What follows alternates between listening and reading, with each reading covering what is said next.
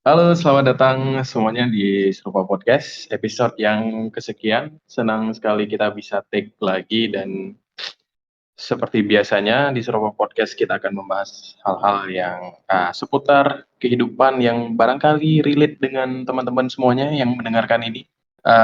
Di episode kali ini juga masih ditemani oleh seorang Robi dan sayangnya untuk episode kali ini Mursal juga masih berhalangan hadir ya, Masih di karena Australia katanya. iya katanya ini apa namanya jahitan sunatnya belum kering. Oh gitu. Ya. Eh, tapi juga bukan sama Ruby aja, kali ini lagi-lagi bersama seseorang yang paling cantik di antara kita berdua, Biabi, karena satu-satunya perempuan, Mutia Dinda. Gimana kabarnya? Kalian berdua nih gimana kabarnya? Aku baik banget. Robi, gimana kabarnya? Baik, alhamdulillah baik, masih waras. Kita bakalan bahas apa nih, Bo, untuk episode ini? Kita diskusi tentang Tentang eh, mistis, boleh. Itu tentang malam satu suro aja gimana? malam satu suro, Nyi Roro Kidul. Wah, boleh, Mas. Ya, kita kali ini episode ini akan membahas tentang mengapresiasi ya. Jadi boleh kita mulai nih, masuk langsung ke topiknya nih. Ya, apresiasi dalam konteks apa nih, Bo? Apresiasi itu apa sih? Oke. Langsung ya definisi nih langsung. Kamu udah apresiasi diri kamu? Ya, hari ini kita sudah mengapresiasi diri kita sendiri belum? Kalau aku sih kayaknya belum. Aku kayaknya baru mau tidur nanti. Apresiasi konteksnya sama nggak sih sama syukur? Kurang lebih kayaknya sama. Sama ya. Iya. Ya. Kalau Dika gimana? Udah apresiasi apa hari ini? Aku tadi udah diapresiasi sama Irham sih, karena aku dibilang cantik. Kayaknya ya di umur-umur segini apresiasi sekecil apapun itu berharga ya. Betul. Harusnya iya sih. Itu kan yang menjaga kita untuk tetap hidup ya kan. Es. Jadi apa itu apresiasi itu apa sih? Apresiasi mungkin Dinda deh yang jawab dulu. Apresiasi itu definisinya dulu apa sih? Setelah aku baca dari ratusan jurnal, Ush, sempat-sempatnya baca ratusan jurnal. Ngeri. jadi secara psikologis itu apresiasi ini berkaitan dengan kebutuhan dasar manusia. Jadi ada salah satu tokoh ya, si Abraham Maslow, dia itu bilang bahwa apresiasi itu kebutuhan untuk dihargai. Nah, seorang merasa diapresiasi, otomatis harga dirinya itu juga meningkat kan. Nah, sebaliknya juga nih, kalau misalnya kurang apresiasi, kita bisa menimbulkan rasa yang kayak useless, nggak berarti. Tapi ini bukan soal ego ya, teman-teman. Tapi apresiasi ini adalah soal eksistensi. Nah, karena pada dasarnya kita tuh sebagai manusia ingin merasa bahwa keberadaan kita ini memberi makna, memberi dampak kepada orang-orang gitu. Jadi kita membutuhkan apresiasi itu. Kayak mana nih menurut kalian? Oh gitu. Kebutuhan untuk dihargai, dipuji, validasi itu ya. Iya, benar. Nah, ini sih mau ada yang mau aku tanya dulu. Validasi dan apresiasi itu masih dalam konteks yang sama nggak? Maksudnya masih artinya tuh sama nggak? Atau beda lagi nih menurut kalian aja sih? Secara etimologi ya validasi pembuktian ya kan. Validasi itu dia bisa berasal dari diri sendiri. Kita memvalidasi diri bahwa kita tuh baik-baik aja contohnya. Terus itu juga bisa dari orang lain karena mungkin pengakuan ya, memperkuat statement kita butuh validasi dari orang. Tapi kalau misalnya apresiasi itu sebenarnya sama aja sih. Secara konteks penggunaan mungkin sama ya. Iya. Cuma dari konteks dampak ke orang lain itu beda. Mungkin apresiasi itu datang dari diri sendiri. Kita bisa melakukannya dari diri sendiri, sedangkan validasi itu bisa juga dari diri sendiri. Cuma lebih enaknya validasi itu datang dari orang-orang atau lingkungan sekitar gitu. Oke. Terima kasih Jo. Mungkin ya. Siap. Ini pun tag-nya tiba-tiba hari ini ya kan. Udah berapa hari kita nggak tag? Berapa minggu kita? Skip seminggu ya? Seminggu ya minggu lalu. Iya nggak sih? Enggak deh. 2 minggu apa seminggu apa 2 minggu sih? 2 minggu. Oh iya, ini aku juga mau mengapresiasi untuk kalian berdua karena beberapa minggu yang lalu Mutia Dinda menggelar pameran ya. Terima kasih teman-teman. Tapi maaf banget kemarin tuh nggak sempat datang. Padahal udah janji loh. Padahal aku tungguin loh. Ini motorku tiba-tiba kemarin mogok bermasalah, jadi maaf banget nggak bisa datang. Dan juga selamat kepada Robi yang sudah rilis buku yang keberapa, Bi? Ke 100 kayaknya ya. 100 deh. Amin ya. Yang rilis betulan dari penerbit 3 sih, yang ketiga. Ini judul bukunya apa, Bi, yang terakhir? Yang baru Selama Sunyi Masih Menyala. Asik. Tuh dicatat teman-teman, dibeli langsung ke Instagram Aksara Taksa, nanti ada linknya. Maksudnya selama sunyi masih menyala itu apa tuh? Isinya atau secara garis besarnya.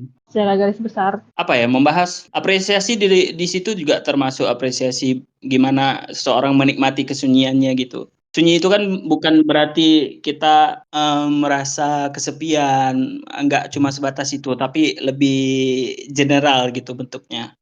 Sunyi baik hubungan kita dengan Tuhan, hubungan kita dengan sesama manusia. Kalau ada kesenggangan di situ, kalau ada mungkin dari kita ada keengganan untuk berkoneksi dengan Tuhan dan makhluk sosial lainnya, hablum minallah sama hablum minan nasnya kurang, itu aku nganggapnya sunyi juga, itu jiwanya yang sunyi gitu menurutku ya. Ini aku ngasal aja nih biar ada jawaban. Jadi selama proses menulis itu seberapa besar dampak apresiasi atau validasi diri gitu. Gimana? Mungkin kita kan sebagai penulis itu butuh apresiasi untuk menyelesaikan atau validasi gitu, untuk menyelesaikan satu karya atau buku gitu.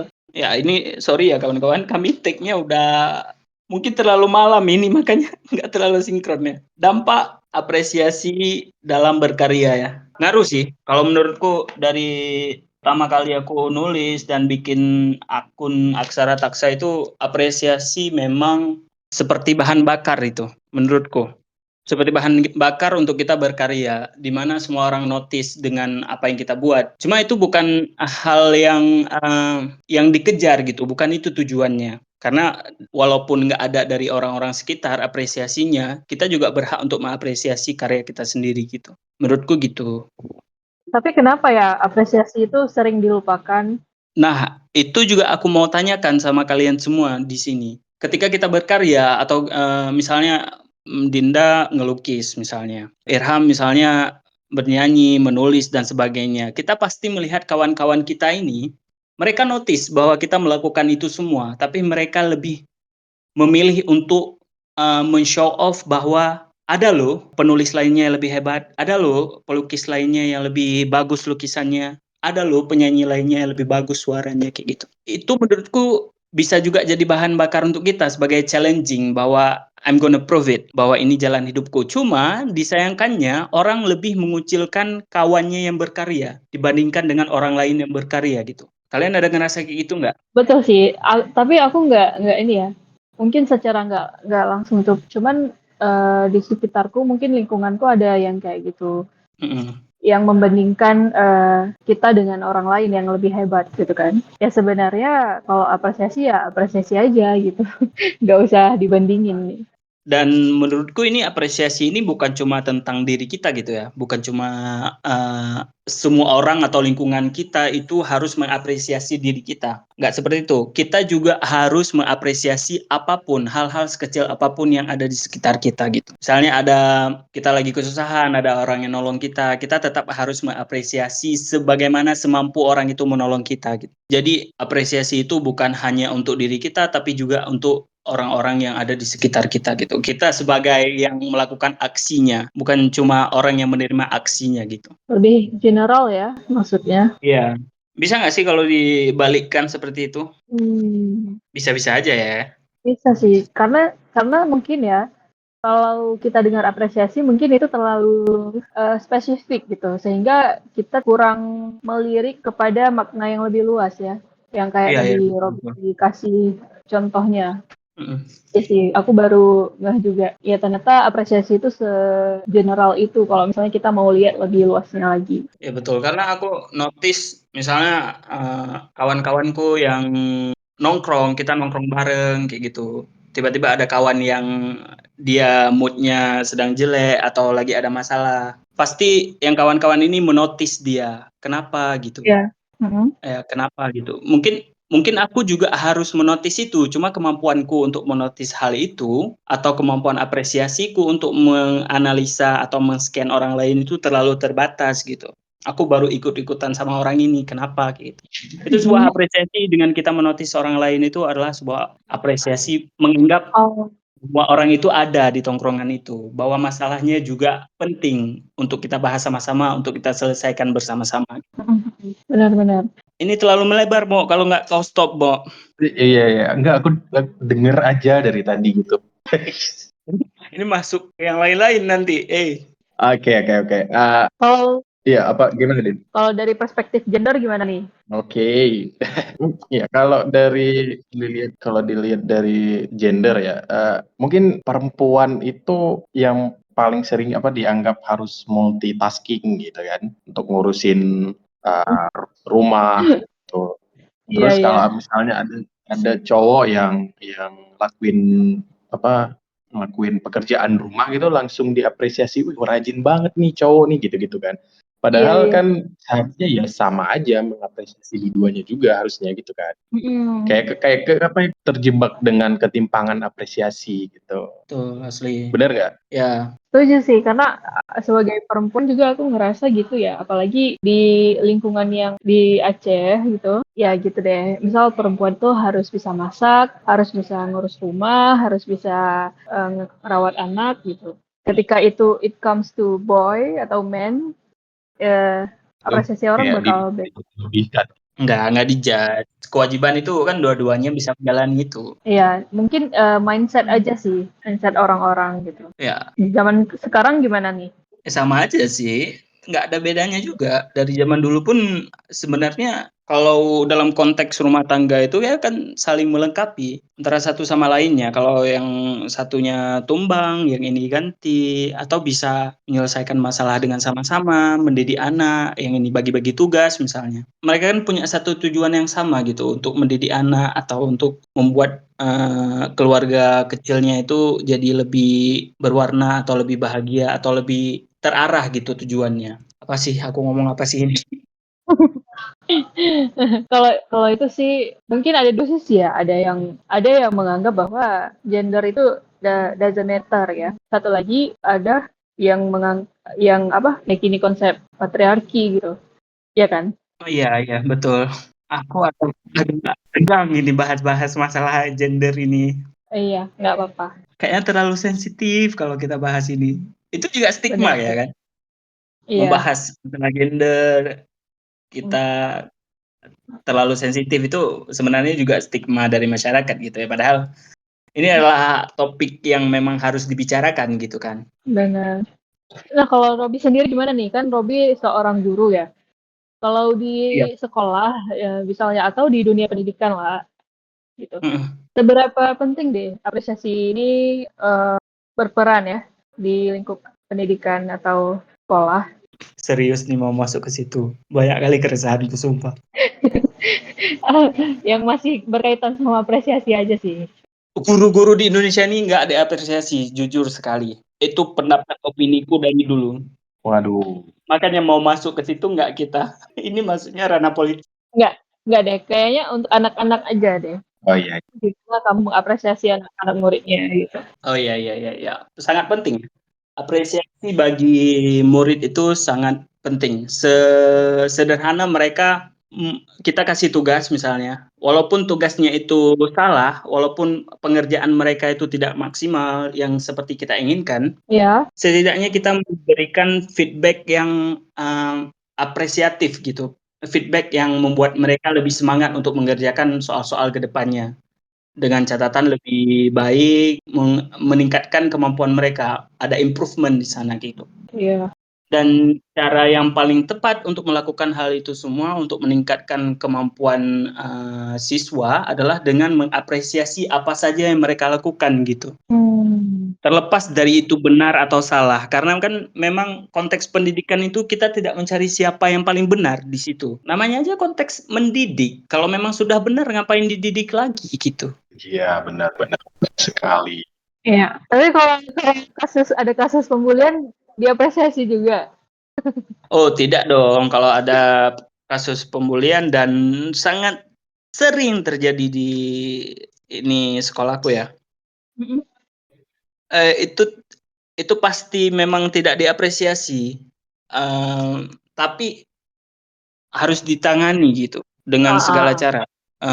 Kalau memang susah sekali untuk dikasih tahu ya paling enggak lapor ke guru BK, ujung-ujungnya ya pasti jumpa sama orang tuanya gitu. iya. Berarti ada faktor, masalah di situ atau ada masalah yang harus diselesaikan sama si anak ini. Pasti ada masalah-masalah yang mungkin nggak datang dari dirinya sendiri gitu. Iya. Mungkin datangnya dari suasana rumah yang tidak menyenangkan, dari perlakuan orang-orang kepada dia, sampai ke sekolah dia melihat ada orang yang, kemampuannya di bawah dia atau kekuatannya di bawah dia, lebih kecil dari dia, kena bully kayak gitu.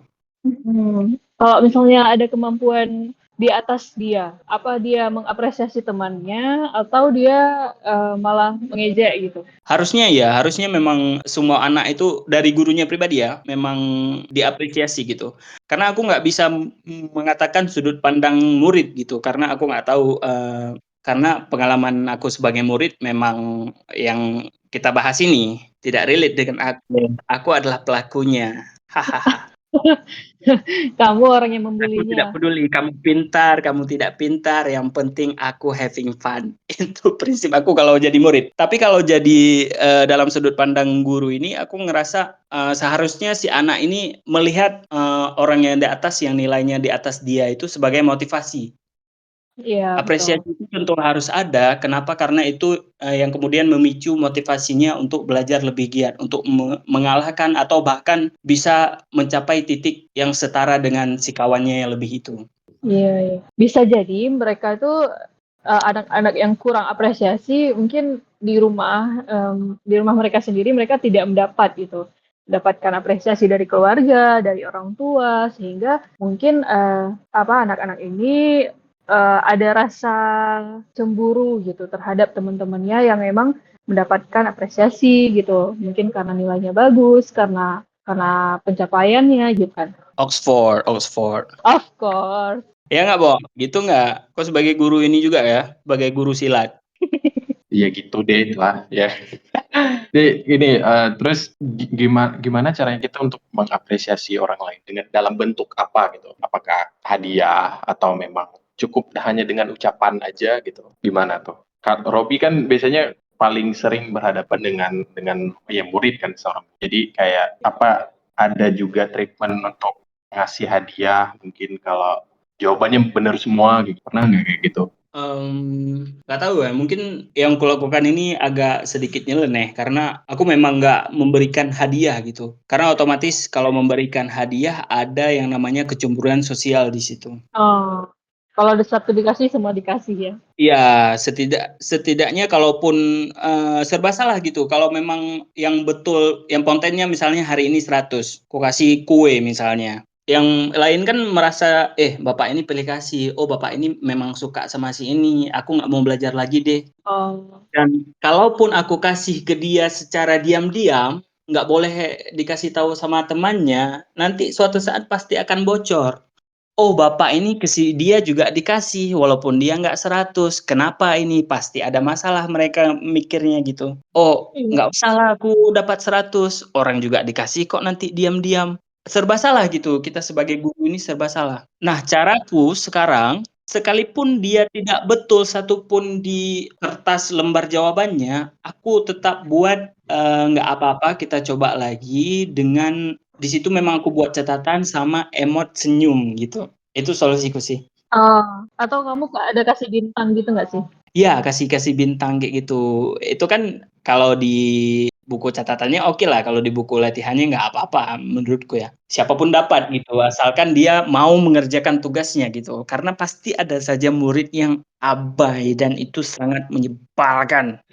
Oke oke oke. Berarti bentuk apresiasi itu nggak serta-merta harus dengan hadiah ya. Bisa bisa dengan ucapan, terus dengan respon kita yang respon kita yang memberi empati ke orang lain bisa juga gitu ya. Bisa.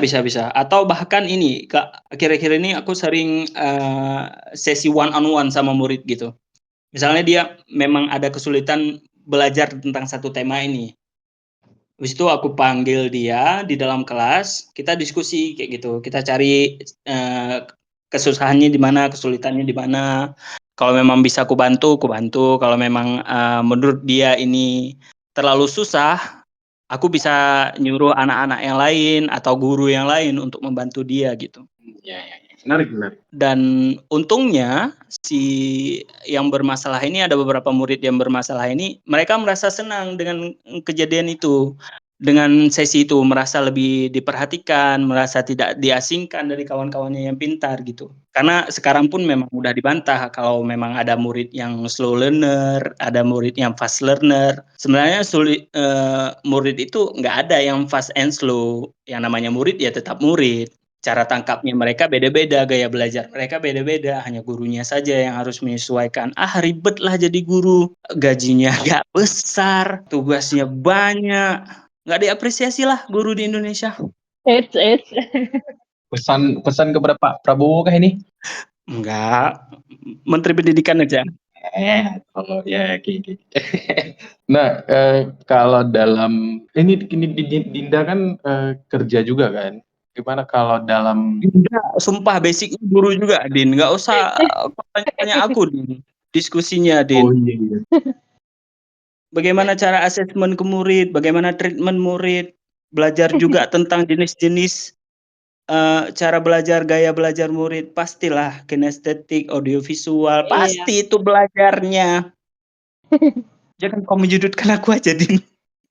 Enggak, karena saat ini kan kamu ya yang masih menggeluti dunia pendidikan ini gitu. Nah, aku udah lama sih nggak Enggan ya. ngajar. Eh, Cuman ya itu juga sih sesuai dengan pengalaman aku ya. Ya sebenarnya apresiasi ini penting untuk anak-anak murid itu.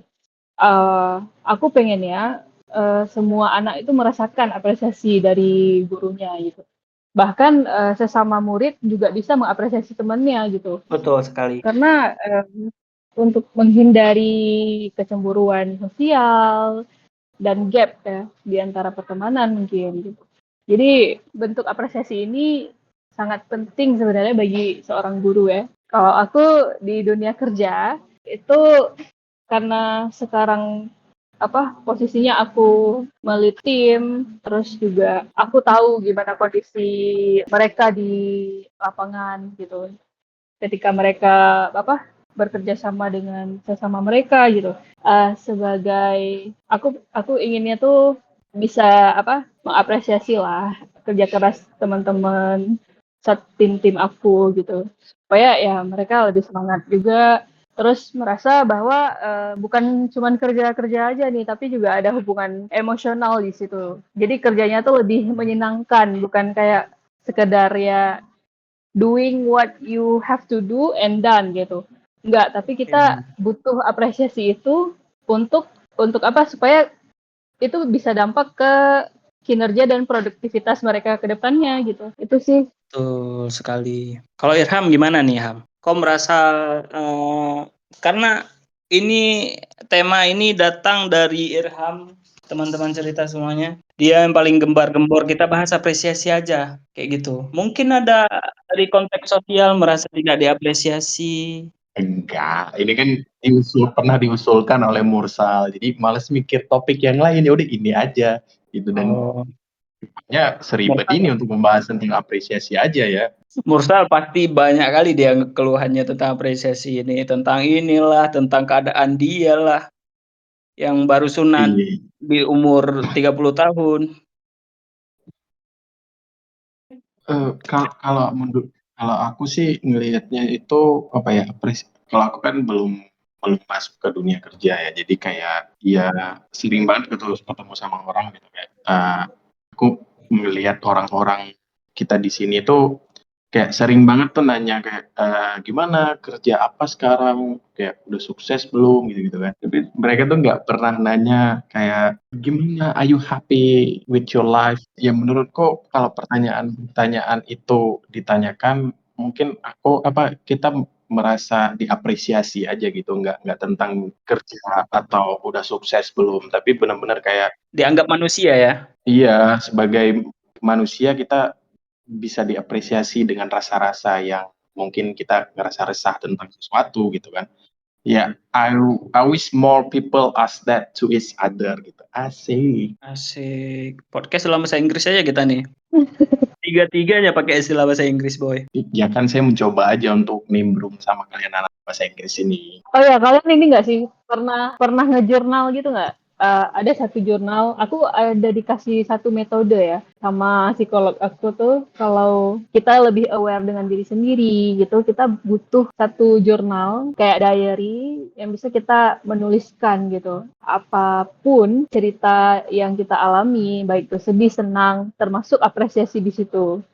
Kalian pernah dengar nggak bentuk teknik kayak gitu, journaling? Pernah ngelakuin nggak? Ngelakuin itu pernah, tapi udah lama banget sih, itu sekitar zaman-zaman Covid dulu, karena masih kan nganggur banget kan di Covid. Jadi ya sempat nulis-nulis tentang cerita hari ini dan segala macam kayak gitu-gitu. Tapi nggak berjalan lama sih, palingnya ya setahun itu aja kayaknya. Kalau Dinda gimana? Masih masih menjalani sampai sekarang? Aku nggak konsisten sih, aku nggak setiap hari jujur. Cuman kalau aku merasa diri lagi down, baru journaling. Sebenarnya itu penting juga, cuman nggak konsisten aja sih. Aku dengar-dengar Robi sering juga journaling gitu ya. Masih, aku sampai sekarang masih journaling. Walaupun nggak tulis sebanyak dulu ya. Dulu memang pas zaman kuliah, pas zaman COVID, pandemi, dan sebagainya, itu memang rutin untuk nulis jurnal sepanjang-panjangnya. Ada yang bahkan 5 halaman, ada yang bahkan 10 halaman di Word ya.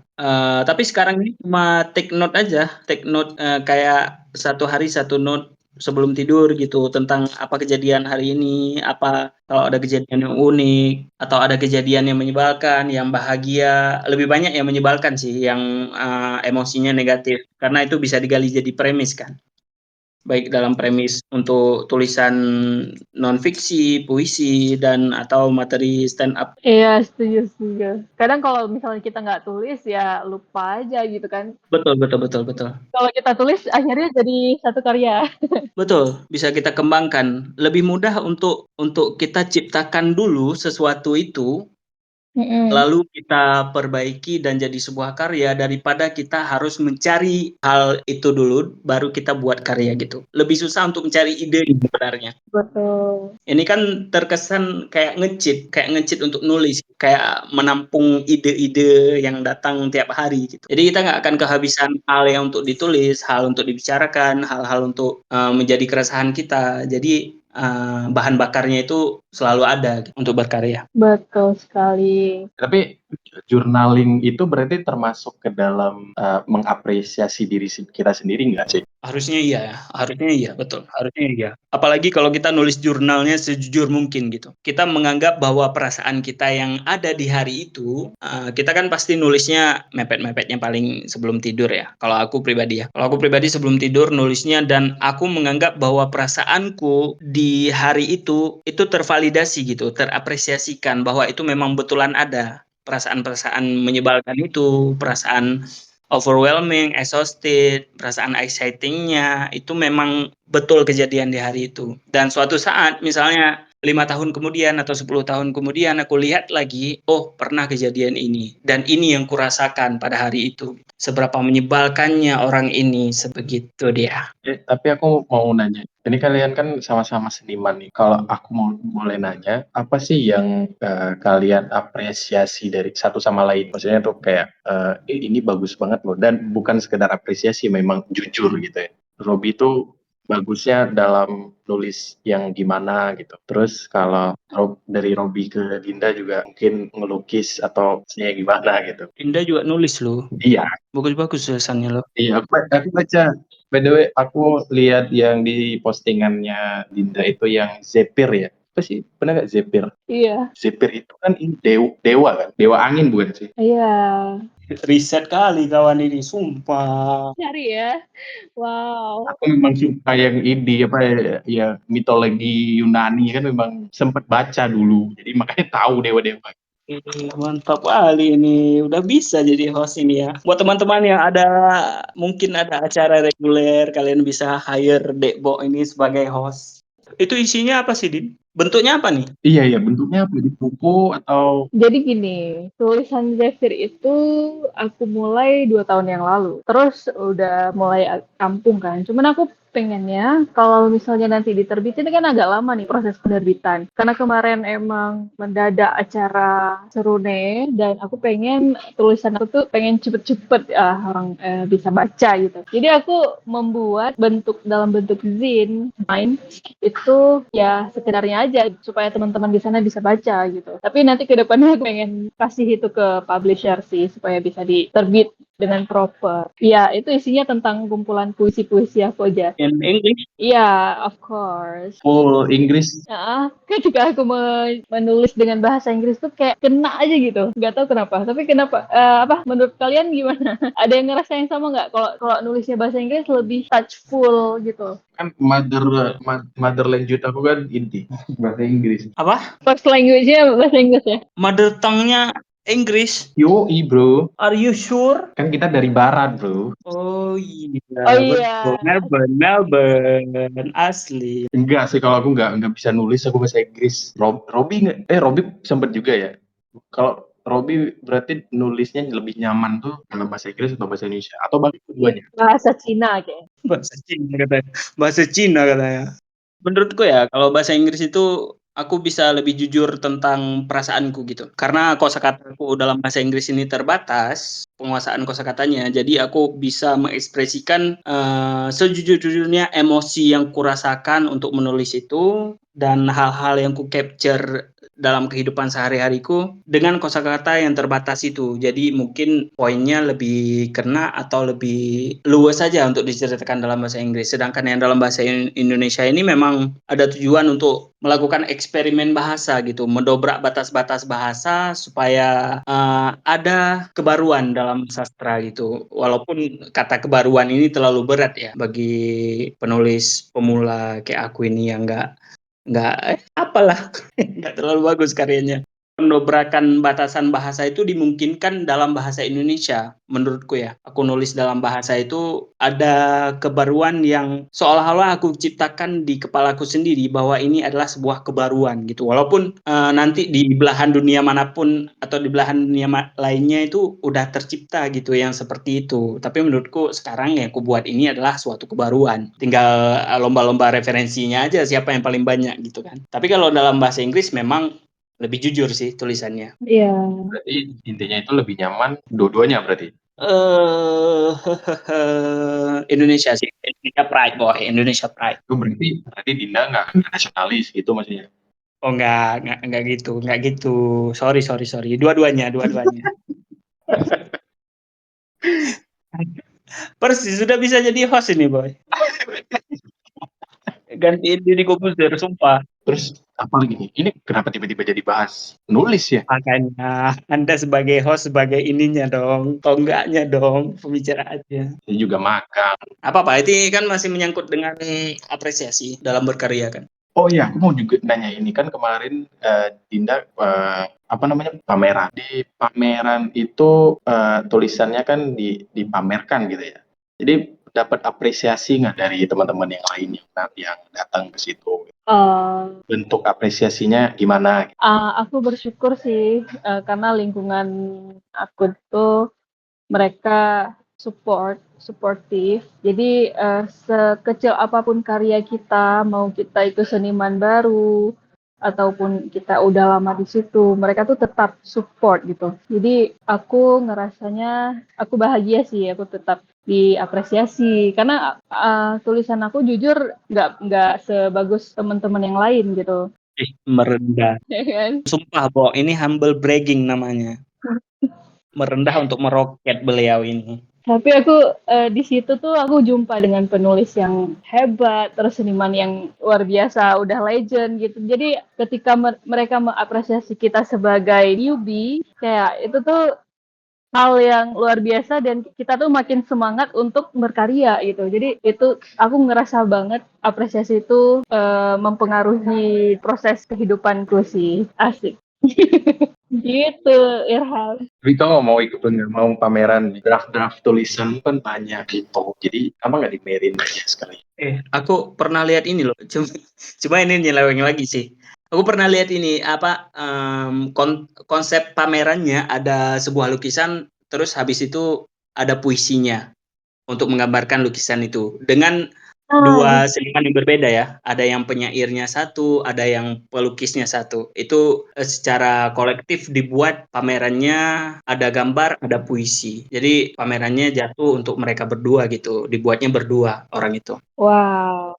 Jadi kemarin aku tuh dikasih saran ini loh Robi, kayak yang Robi bilang gitu. Selain nulis kan kamu juga bisa menggambarkan, mengilustrasikan tulisan kamu gitu. Kenapa kamu nggak mencoba gitu katanya. Ya udah, Iya. iya itu juga hal yang pengen aku coba sih. Cuman belum belum ada apa ya konsep dari pengilustrasian itu. Jadi ya belum di apa ya dipamerkan aja. Cuman aku pengennya ke depannya yang kayak Robi bilang tadi bisa kolaborasi gitu sama ada Mm, satu mm, mm. penulis sama satu lagi ilustrator ya yang bisa ilustrasiin gitu. Atau kalau memang bisa dihandle sendiri ya dihandle sendiri aja sih Din menurutku. Cuma kelihatan maruk aja gitu. Semua mau nyanyi pun dia, nanti lukis dia, nulis puisi itu dipajang di situ pun dia. Apa-apa sih kalau bisa dilakukan sendiri-sendiri aja. Ya ambil semuanya untukmu. Ngajak teman-teman yang lain secara kolektif itu lebih seru, Robi. Iya, lebih seru betul betul betul. Iya, bervariasi kan. Jadi kayak nggak flat aja. Ya, kami bersedia kok jadi krunya untuk dekor-dekor gedung oke lah kami bisa. Sedia juga jadi ini jadi tim hore aja. Iya, Eksibitornya bisa dong. ngangkat kabel oke lah, ngias-hias lampu bisa. Iya, ini berarti kemarin itu kan ada lukisan juga ya di pameran Iya, itu. iya ada. Lukisanmu nggak ada di situ atau gimana? Kebetulan ya nggak dipajang sih karena keterbatasan lokasi. Terus juga kalau lukisan kan apa ya medianya tuh kanvas dan ukurannya tuh besar-besar gitu. Jadi nggak memungkinkan dengan space yang segitu kita bisa ngepamerin gitu. Aku pengennya nanti ke depannya mungkin bisa teman-teman dari kolektif Serune ini juga bisa buat event-event exhibition yang lainnya gitu dan bisa apa ya mengajak seniman seperti Robi ini juga ikut itu berpartisipasi seru banget. Hobi join lagi. Join, pasti join. Cuma kendalanya biaya. Walaupun money oriented ya, memang fun sih kalau kita berkesenian ini nggak peduli tentang uangnya. Cuma jarak dari Medan ke Banda Aceh itu sangat jauh, kawanku. Berapa sih kosnya kalau akomodasi gitu? Sebenarnya nggak terlalu luas sih, cuma aku yang ini aja. Katanya kalau domestik lebih mahal gitu ya. Untuk pesawatnya iya, cuma ya kayaknya untuk kami-kami ini untuk naik pesawat aja memang mimpi. Kami buat, kami catat naik pesawat itu dan kami tempel di kamar kami. Itu adalah mimpi yang mustahil. Itu naik pesawat bukan udah jadi cita-cita ya. Jadi cita-cita betul. Setara presiden tuh. Setara presiden, astronot, Aku cita-cita aku naik kereta sih, kereta api. kereta api. Iya, di sana pakai kereta api nggak? Pakai kereta api. Ke Medan pakai kereta api. Medan tebing tinggi bisa ditempuh dalam waktu 45 menit. 5 menitan. Kalau pakai motor bisa sampai 3 jam. Kalau naik sepeda, Kalau naik sepeda mungkin 5 hari mungkin. Kalau naik unta, Naik borak kayak gimana? naik buruk, ziu dia cepat dah. Astagfirullah, ini bahas apa sih? Tapi juga aku mau oke. mau mengapresiasi juga. Dinda kan punya sepeda ya. Sumpah, sepedamu keren. Terima kasih apresiasinya. Berarti kalau ke kantor berarti pakai sepeda ya? Iya, tadi aku berangkat ke kantor naik sepeda. Jauh nggak sih jarak kantor sama rumah di? 5 hari, Nggak, serius. Udah malam loh. 15 menit. 15 menit kan? Iya, Dari Imasen? iya, Imasen kayak Adang? iya, ke Brawe. Oh, di Brawe.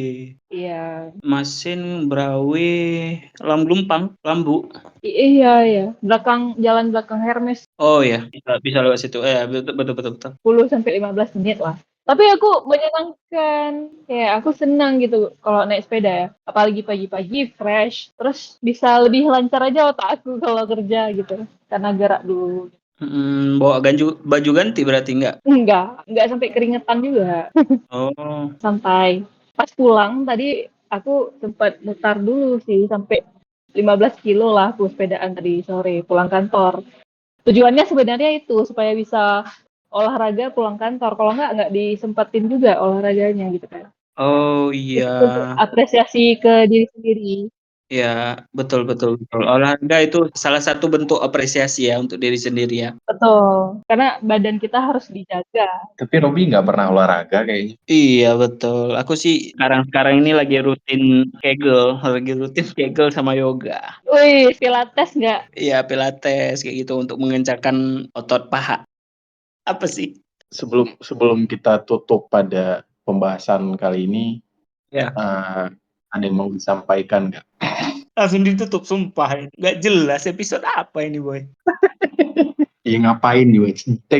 Kita udah jam hampir jam 11. Maksain take jam segini ya udah ngantuk nih jadi bahasannya kemana-mana. Ya udah tutup lah Bi berarti. Ini nggak ini dulu si kayak games atau challenge gitu untuk teman-teman yang lain.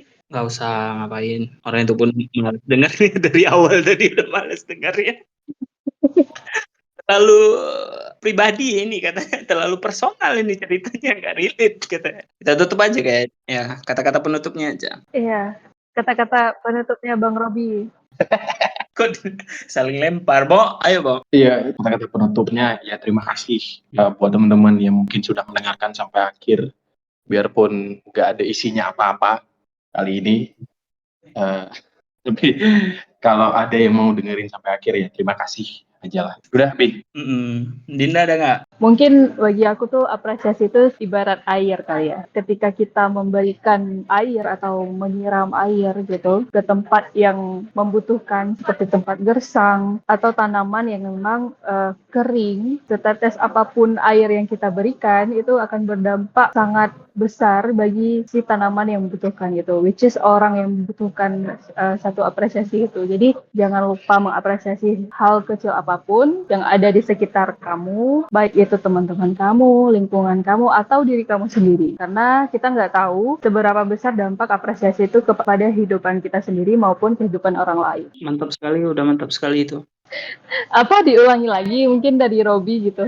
Mungkin sekecil apapun apresiasi itu memang kita butuhkan gitu karena sebagai asupan mental kita ya. Terutama apresiasi untuk diri sendiri karena ketika kita nggak bisa menghargai diri kita sendiri, kita pun akan susah atau kesulitan menerima apresiasi dari orang lain gitu. Kita aja udah menganggap bahwa kita ini tidak mampu melakukan apa-apa, maka segala emosi negatif itu jadi teramplify atau terbuktikan dengan apa yang kita pikirkan gitu. Karena setauku kita itu apa yang kita pikirkan. Jika kita mikirnya kita itu bisa melakukan apa saja, maka hal itu akan terbuktikan dengan tindakan kita gitu. Jika kita berpikir bahwa kita tidak bisa apa-apa, tidak bisa melakukan ini, nanti orang akan menjudge karyaku. Aku nggak mau publish seperti kawan kita ini. Ada aku nggak mau publish, nanti orang akan ngejudge karyaku jelek, aku belum worth it kayaknya, belum terlalu bagus skillku. Padahal dari awal kita selalu istilah mulai aja dulu nanti buat yang lebih bagus gitu. Karena kalau kita nggak menghargai diri kita sendiri, ya pasti apresiasi dari apapun, sebagus apapun apresiasi dari orang lain itu pasti bakalan mental, karena pikiran kita tetap negatif. kayak lomba lari tapi nggak ada garis finishnya. Kita tetap lari aja, cari-cari apa yang kita cari di dunia ini. Kok hidup gini-gini aja ya? Ya, tidak menghargai diri sendiri. Saya pun sekarang masih begitu. Itu tamparan buat saya kayaknya tadi ya. Enggak. Itu tamparan untuk kita semua loh. Untuk kita semua. Iya, banyak orang yang kayak gitu. Banyak orang yang kayak gitu. Cuma ini spesifiknya yang ada di sini aja. Dan mungkin sekian ya untuk episode kali ini. Kami mohon maaf apabila ada kecacatan ke apa? Aduh, tutup lah, Bo. Enggak, sebelum tutup, kan kau baru baru keluarin buku nih. Ya udah promo aja sekalian. Beli di mana, atau PO dulu atau gimana gitu. Linknya di mana nanti gitu. Oh ya, untuk pembelian buku SSMM, aku nyebutnya singkatnya itu, Selama Sunyi Masih Menyala, kawan-kawan bisa kontak langsung penerbitnya, karena belum ada dari online shopnya. Ini kan yang kemarin itu masih pre-order, jadi bisa langsung kontak penerbitnya atau langsung kontak di Aksara Taksa boleh, Krobi Oli Abdi boleh. Dan untuk hari Senin depan, tanggal 12, kemungkinan acara peluncuran bukunya. Jadi buat kawan-kawan di sekitar Medan, yang mau datang dari Aceh pun nggak apa-apa, yang dari tebing tinggi boleh, dari Sumatera Utara, Sumatera ini mau datang ke Medan, silakan datang di hari Senin tanggal 12 Mei 2025 di jam 19.30 di Kedai Buku Obelia. Dicek aja di Google Map atau dicek aja di Instagramnya Kedai Buku Obelia dan Obelia Publisher. Bukunya bagus, silakan dibeli, nggak apa-apa. Mungkin kawan-kawan mikirnya kalau ini buku kumpulan puisi kayaknya terlalu menye-menye puisinya. Nggak relate, pasti relate dengan kehidupan kalian semua karena terlalu sedikit yang membahas tentang puisi, tentang cinta-cinta, begitu hal-hal yang mungkin klise ya. Walaupun ini kesunyian, tapi kesunyiannya dalam bentuk general, begitu. Oke, Dinda ada yang mau dipromosikan ya kegiatan yang mungkin akan datang? Tanggal 11 ini kolektif Serune akan membuka booth gitu di acara Riot Space, itu metal hardcore. Kebetulan ada datang tour band metal dari Bandung. Itu kami diundang untuk buka booth gitu, dan teman-teman Serune juga ada ngejual merchandise dari hasil karya mereka masing-masing gitu. Jadi teman-teman yang ada di sekitar Banda Aceh bisa datang langsung ke Stadion Harapan Bangsa yang ada di aula basketballnya. Di situ nanti bisa jumpa sama Serune dan kita bisa ngobrol bareng. Terus di hari Seninnya itu Serune juga ada buka ada buat kegiatan sketch bareng, gambar bareng itu di Cafe 85 Distrik, bertepatan di daerah Gece. Itu di situ kami buka seperti booth, terus kita juga ada sablon gratis. Jadi teman-teman yang mau menyablon langsung kaosnya itu bisa langsung datang ke situ bawa kaos sendiri. Nanti kita nyablon di situ gitu. Desainnya ada dari Serune. Nah, jadi kalau teman-teman di Banda Aceh yang mau ramein bisa langsung datang ke 85 Distrik di hari Senin. Oke, terima kasih semuanya yang sudah mau direpotkan sampai jam segini. Makasih juga hostnya sudah memandu kami. Makasih juga Dinda yang udah mau jadi Kawan ngobrol. selama ini, udah mau direpotkan. Dan juga terima kasih buat teman-teman yang sudah mendengarkan sampai akhir. Sampai ketemu di episode selanjutnya. Tetap hangat, tetap hidup, dan tetap saling menghargai.